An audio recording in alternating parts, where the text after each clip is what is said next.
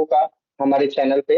हमारे साथ जुड़े हुए हैं आवाज वेब भारत यूट्यूब चैनल के को फाउंडर अजीत उपाध्याय जी, जो कि युवा समाज सेवी भी हैं और किसी राजनीतिक पार्टी से भी अपना इनका संबंध है।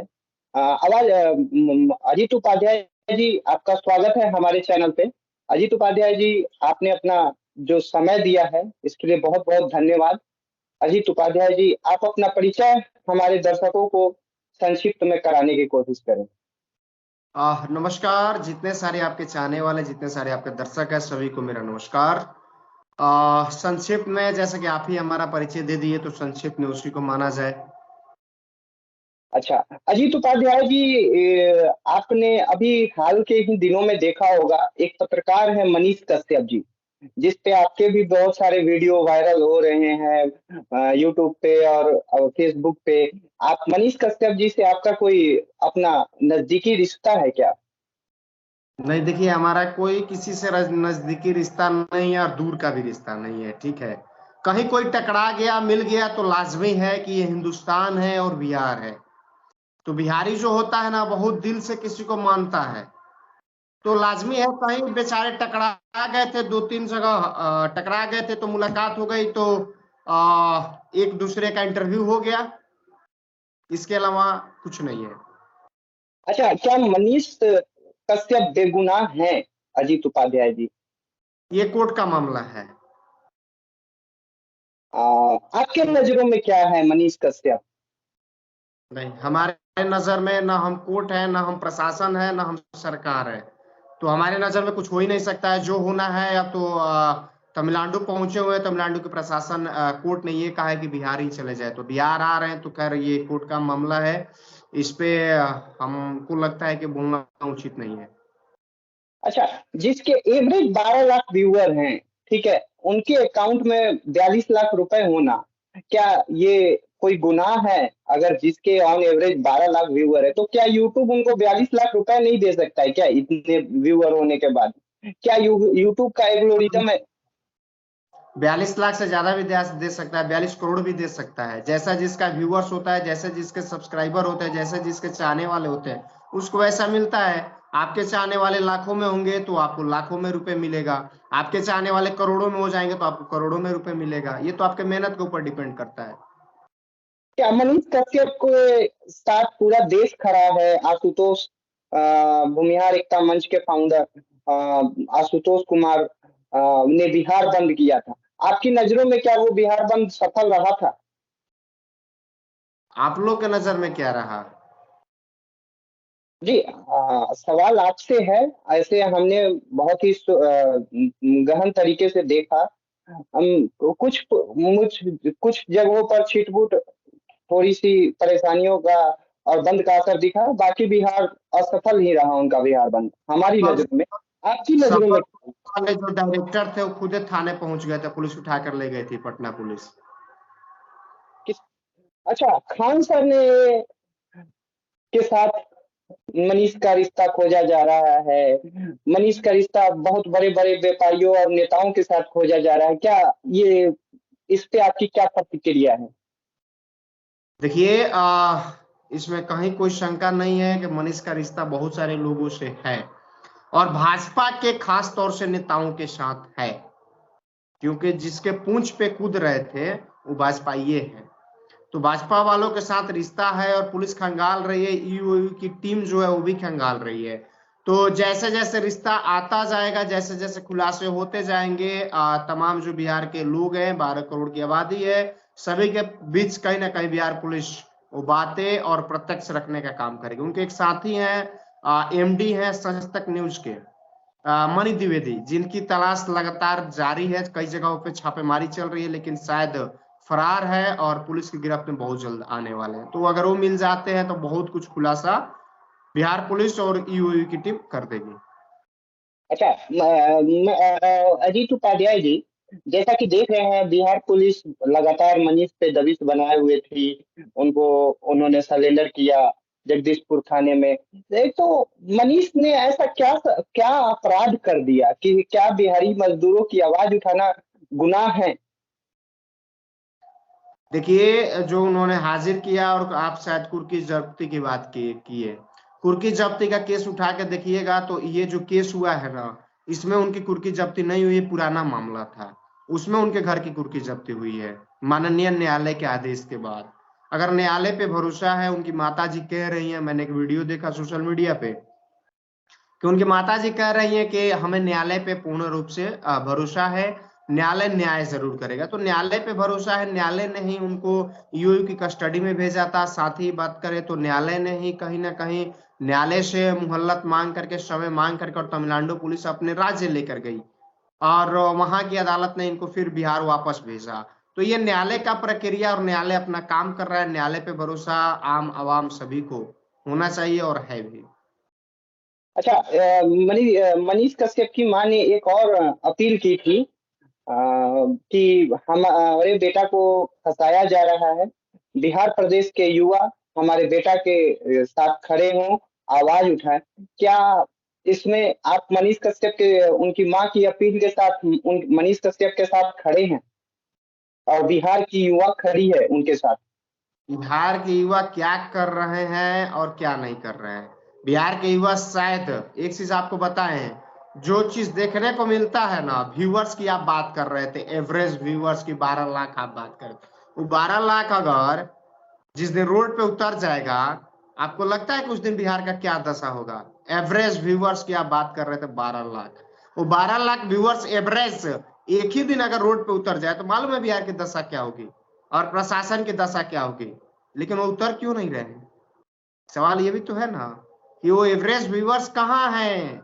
मजे लेने के लिए है, मनोरंजन के लिए है, दृश्य देखने के लिए है, या फिर सच में इनके साथ, सच तक के साथ खड़े होने वाले? अच्छा, अजीत उपाध्याय जी, आपने जो कहा कि 12 लाख युवा उनके एवरेज व्यूअर हैं, और हमने भी देखा है, क्या नहीं, तो मेरे ऊपर मत थोपिए, आपने कहा था, मैं आपके बात को कहीं ना कहीं, आपकी ठीक है। बात को, हाँ। जो प्रत्यक्ष है वो मैंने कहा।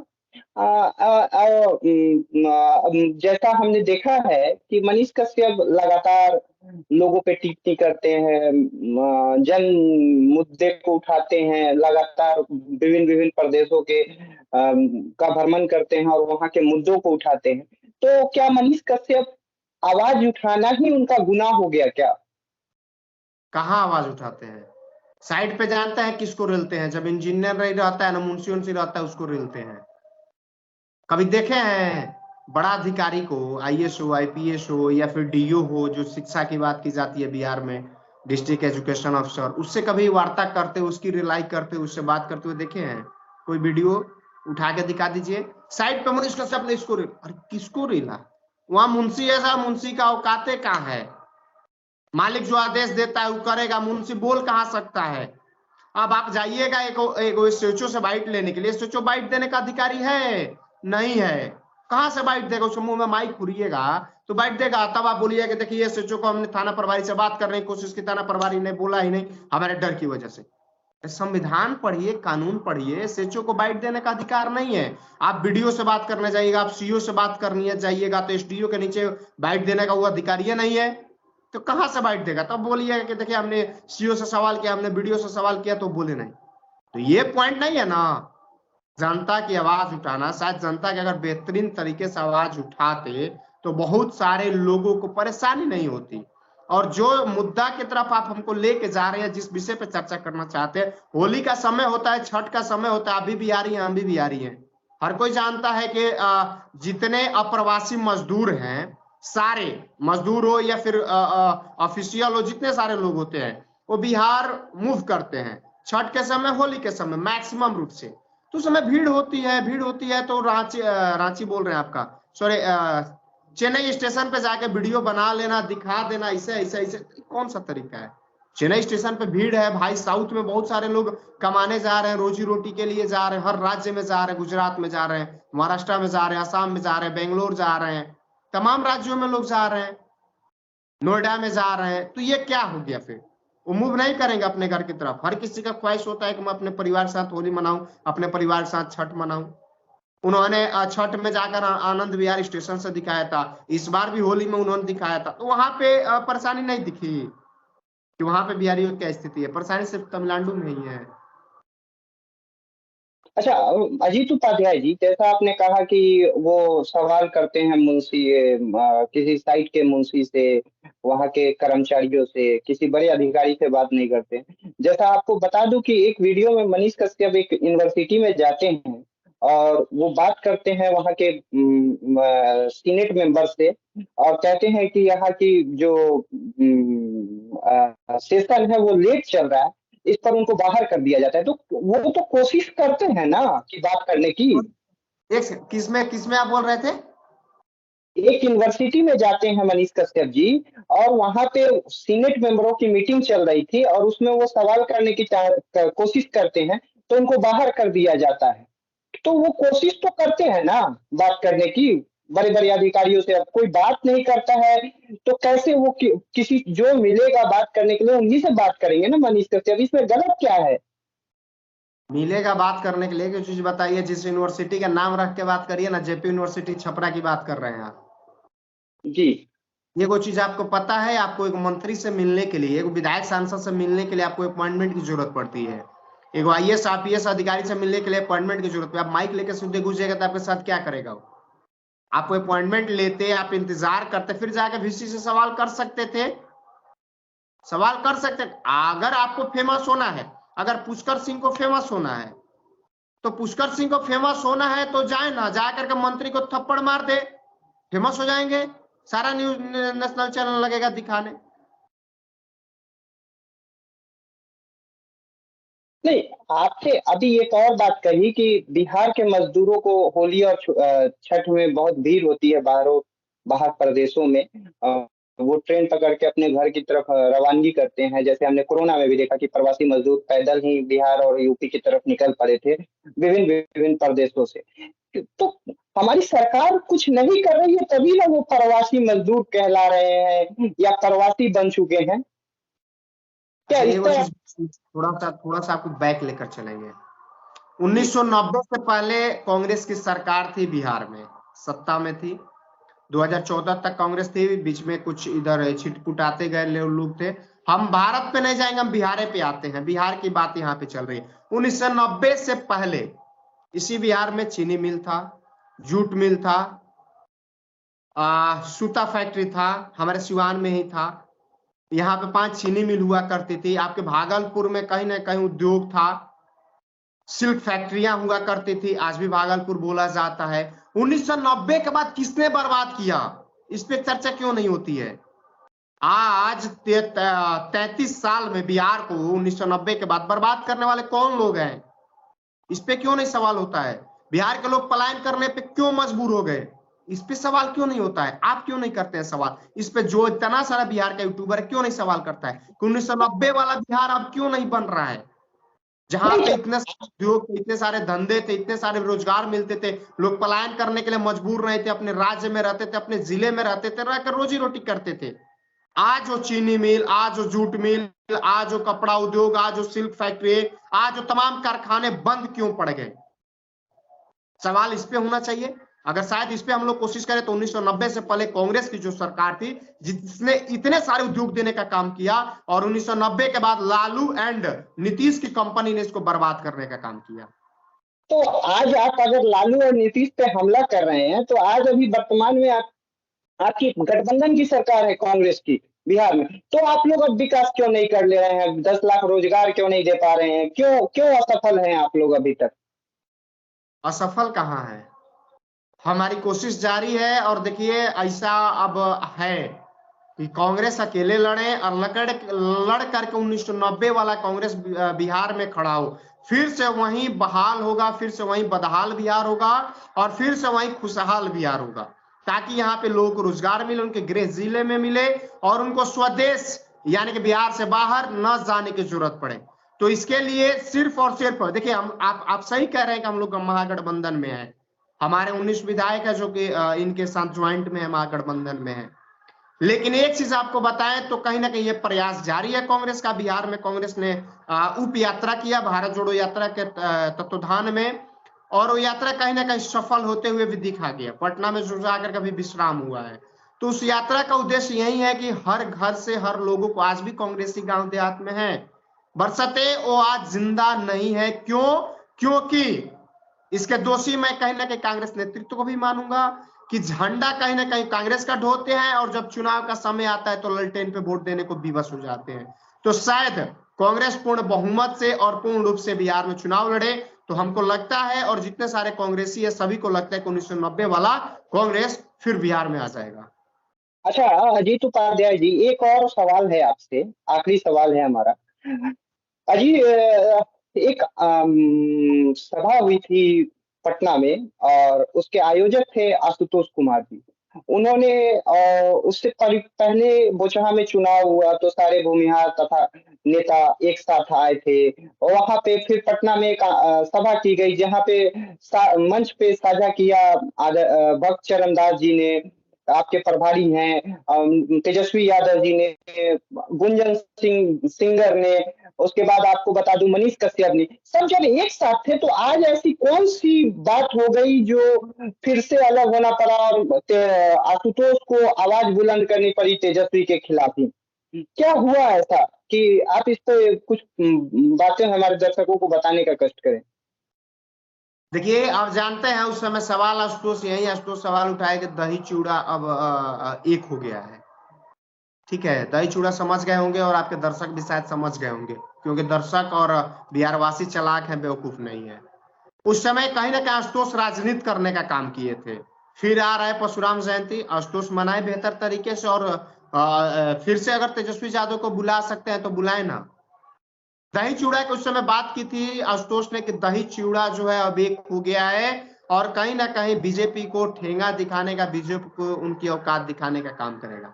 देखिए, आशुतोष वही है, आशुतोष लालच में गए थे। तेजस्वी यादव को जब बीजेपी में उनको नहीं लहा, नहीं दिखा कि हाँ हमको कुछ मिलने वाला, एमएलसी कोटे से मंत्रालय मिलने वाला, ये मैं बैकडोर से एमएलसी बन जाऊं, जब ये नहीं दिखा तो राजद के पास सटे। राजद से जब दिखा कि नहीं, अब राजद में भी सरकार महागठबंधन की बन गई, नीतीश कुमार आ गए, और फिर मंत्रालय का बंटवारा हो गया, सभी को मंत्रालय मिल गया, और उसमें हमको कहीं से कुछ नहीं मिला। एमएलसी कोटा से हमको भी मंत्रालय मिल जाना चाहिए। चर्चा बड़ी उनके प्रशंसक और उनके जितने सारे चाहने वाले थे उठाए थे कि आशुतोष कुमार को कहीं ना कहीं भूमिहार नेता के रूप में जाने जाते हैं, तो उनको कहीं ना कहीं एक मंत्रालय देने का काम किया जाए।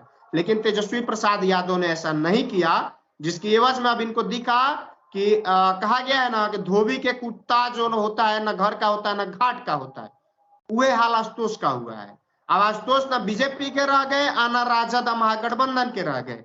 तो अब क्या दिक्कत है कि मनीष एगो इनको सहारा दिख रहे हैं। मनीष सोशल मीडिया पे एक अच्छा इनका फॉलोअर्स है, इसमें कोई दो राय नहीं है। तो अब इनको दिखा कि हम इनके समर्थन में आते हैं तो कहीं ना कहीं हमें बंदी करते हैं, तो तेजस्वी प्रसाद यादव हमको फोन करेंगे, आप बोले कि आशुतोष भाई क्या कर रहे हो, आप आ जाओ, आपको हम मंत्रालय दे देते हैं, चाहे एमएलसी बना देते। लेकिन तेजस्वी प्रसाद यादव के यहाँ से फोन नहीं गया, और उनका जो बंदी था तो किस तरह से सफल रहा वो पूरा बिहार देखा।